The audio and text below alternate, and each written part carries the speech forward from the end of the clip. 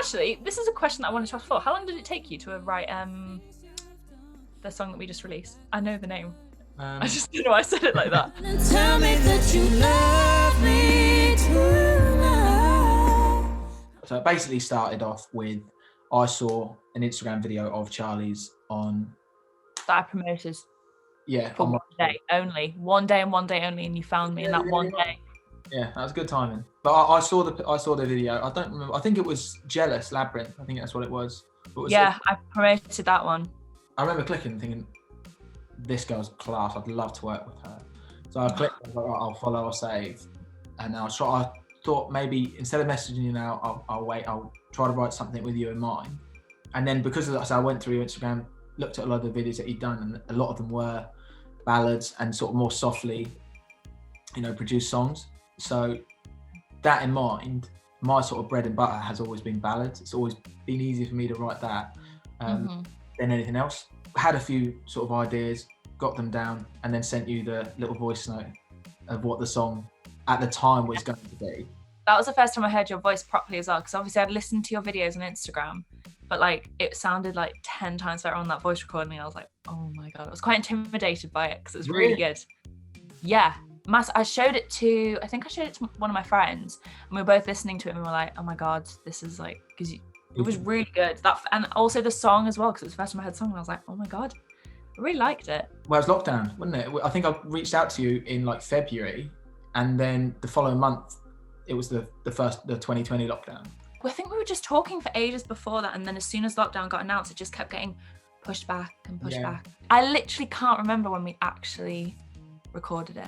There was like a little gap between the lockdowns. Like we came out of the first lockdown and it was all hope. Oh God, yeah. We could sort of reopen everything. Yeah. And then because we managed to get the rehearsal space that was open and COVID safe. Yeah. That was September.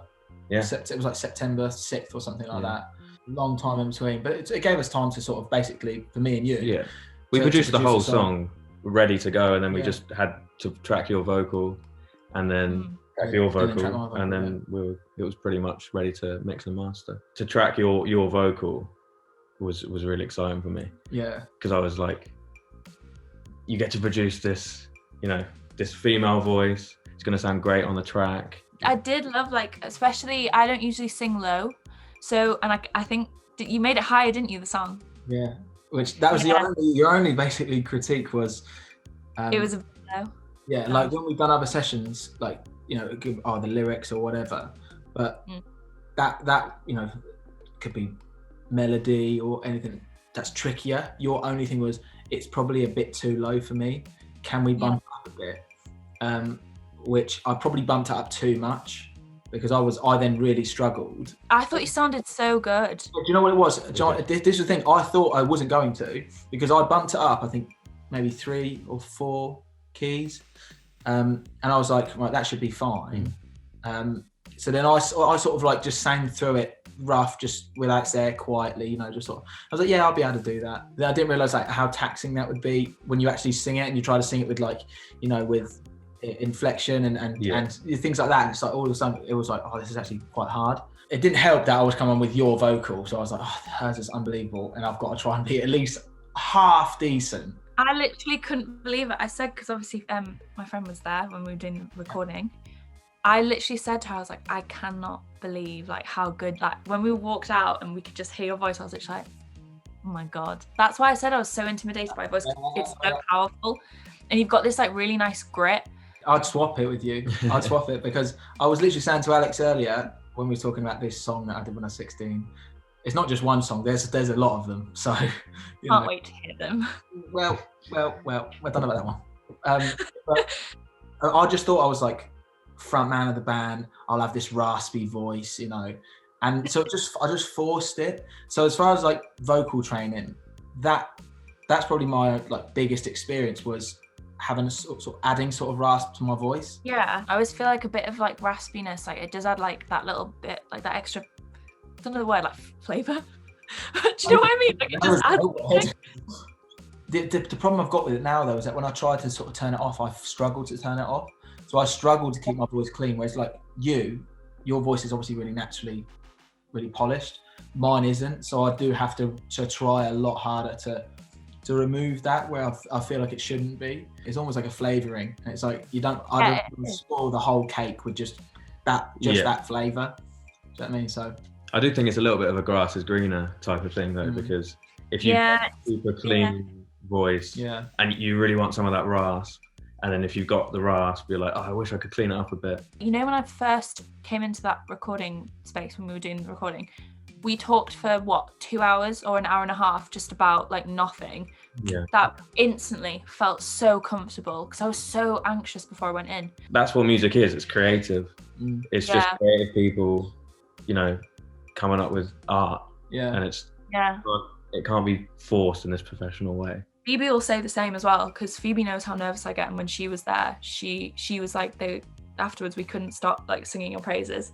Actually, I do have a question for you that I wanted to know. Yeah. What did you write the song about? Like, is it about like a situation that you've been in? So I'll you know, get some chords, like we've said about having some inspiration for, I would like to write this kind of song for this artist. You sort of start writing, and then naturally some words will come out, and from that a story will sort of unfold. You know, you know, it's quite blatant in the song. It's about person A has done something wrong, which isn't revealed in the song as to what that is. So he's basically saying whatever it was didn't mean anything. Yeah. But just basically saying, tell me that it's not over. And then it switches to the girl's point of view saying, well, it definitely doesn't mean nothing. She's in the same boat. She doesn't want it to be over. So she's sort of like, you know, trying to have that denial that it doesn't have to be over, knowing it, that it, regardless if it's today or tomorrow, it's done, you know, which is strange because it's not my personal experience. I think that's what the way the story unfolded and what it became meant that the whole duet aspect of it really worked. Yeah. It's like, okay, it's this kind of conversation between the guy and the girl. Yeah, I think it worked really well as a duet because I think it did have like a storytelling aspect. I really liked that. It's a ballad, but it's got to be a modern pop song at the same time. So all those kind of elements with the bass, there's an electronic bass in there, giving it that depth underneath. We wanted the drums to drive it rhythmically, but we didn't want there to really be drums in the song, you know, traditionally. Beforehand, when we came up and recorded it, it didn't have as much production as it did, you know, when it was done. And it was because like your voice has got a lot of power to it. And because the whole song, as we were saying earlier, like lyrically and thematically grows into this like kind of fight, you know, throughout. The production kind of mirrors that along. You know, it starts off with just the piano, and then by the end it's got everything, you know, the drums, the bass, you know, everything's built, everything's a lot louder. You guys are hitting your crazy notes and your crazy runs. Look, we're all laughing because it's 2.5 hours later, and this video will probably be, like we said, 10-15 minutes. It's banter if it's 2 minutes because it's been 2.5 hours. But I would not be surprised. But yeah, I wouldn't be surprised because we've chatted a lot of rubbish. If anybody has stomached which has been cut down from 2.5 hours to however long this video is now. If you stomached it all, thank you for getting to this point. Send us a DM, we'll send you one. Yeah, definitely. If you send us a DM and say, I'll watch the whole thing, I'll repost it. Because I respect. Yeah. Go follow Charlie, check out, you know, the song we've done together. We are really proud of it.